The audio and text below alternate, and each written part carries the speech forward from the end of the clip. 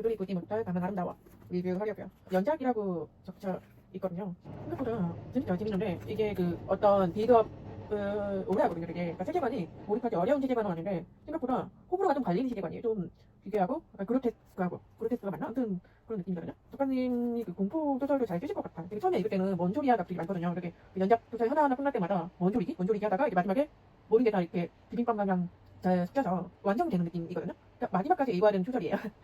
하나만 대표작 하나만 읽을 순 없고 그러니까 순서대로 하나하나 읽어야 그 비럽이 이게 완성이 되는 소설이라고 할 수 있는데 개인적으로 순서대로 읽으시는 건 추천드리고 이해가 안 돼도 마지막까지 읽었다면 좀 좋겠어요. 마지막까지 읽어야 좀 뭘 읽었냐는 느낌이 드는 소설이거든요. 이게 소설 배경이 그거예요. 우주의 제척을 지구인들이 우주에 제척을 해요. 근데 그거를 영주라고 하는 그 자본을 가진 지구인들이 우주에 제척을 하죠. 근데 이게 그에 반대하는 세력이 나타나요. 예를 들면 그 영주의 그 권력에 대해서 대항하는 다른 외지구인들인 거죠.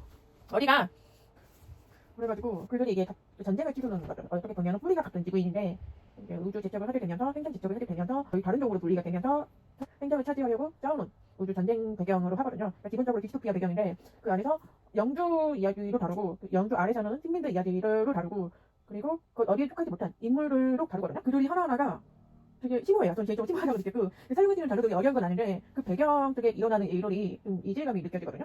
유사 부자, 유사 모녀 이야기도 있고 또 어떤 윤리적인 문제, 과학기술이 윤리적인 문제 없이 발전을 한다면 어떻게 악용이 될 것인가 하는 문제도 다루고 있고 그리고 클론 이야기도 좀 많이 나와요.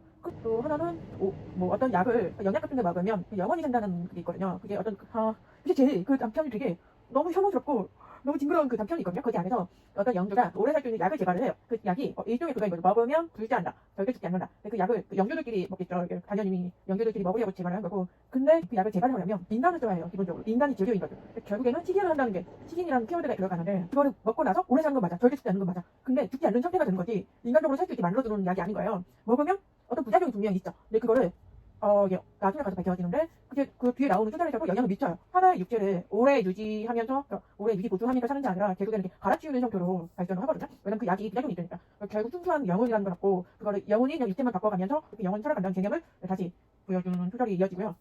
전체적으로 디스토피아인데 그 디스토피아 세계관에서 작가가 뭘 말하고 싶은지는 알 것 같아요. 그러니까 인간으로 존재하는 게 무엇인지 그거를 좀 많이 강조를 하는데 인상 깊었던 거는 그 불자의 약을 만드는 그 소설이 되게 좋았고 그 다음에는 이제 그런 거 있잖아. 사람이 이게 좀 살만해지면 아름다운 걸 추구하게 되잖아요. 그 영주들이 어떤 되게 고도의 미적 기준이 있어서 그걸 자꾸 채우려고 해요. 그런 인물들이 많이 나와.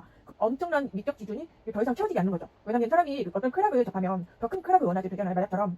그러니까 이게 그 미적인 기준을 넘어서 어떤 타사적인 걸 원하는 미치광이 나오거든요. 미친놈이 나와. 미친놈이 아름다운 이야기가 나온다라고 하면서 배양 인간을 키우는 매뉴얼을 어떤 그 죄수한테 두고서 그 매뉴얼대로 키우지 않으면 죽여버리는 거죠. 배양 인간을, 아기를. 그래서 나중에 가서는 진정한 아름다움을 너에게 있다. 그 배양 인간을 키우는 죄수한테 있다면서 그 죄수한테 거의 고개를 갈기거든요. 그 죄수는 너의 아름다움을 주지 않겠다. 너가 추구하는 아름다움을 절대로 주지 않겠다. 그래서 그 아름다운 가치를 영주는 빼앗고 싶어 하지만 거기에 굴하지 않는 주인공이 있죠.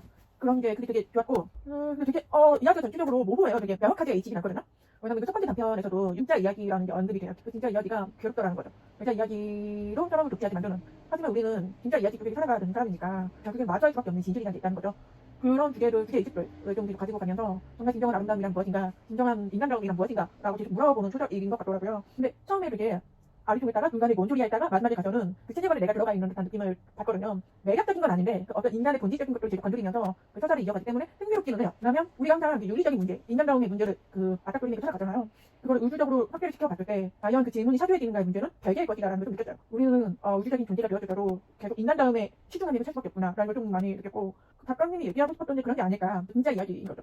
클론도 어떻게 보면 윤리적인 문제가 남잖아요. 그 존재가 정말 나랑 같다고 할 수 있는가. 우리 미키 세븐에서 나왔던 되게 심오한 문제가 하나 있었죠. 각각의 미키가 정말 하나의 미키인가 하는 그런 문제. 결국 나라는 진짜가 가짜로 대체되는 건 아닌가. 질문을 던지잖아요. 근데 대체될 수가 없겠죠. 나는 죽으면 끝이야. 난 사람이니까. 아무리 그래서 그 영주 중에서도 치아의 영혼은 유지보수하면서 영원히 살지 않은 약을 개발을 하잖아요. 근데 그것조차도 완전하지 않는 거죠.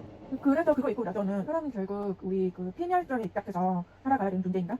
우리가 죽어야 완성이 되는 진짜 이야기가 있는가? 하는 생각도 들었고 결국 영원한 건 없구나. 근데 그 영원한 가치는 있겠다 라는 걸 좀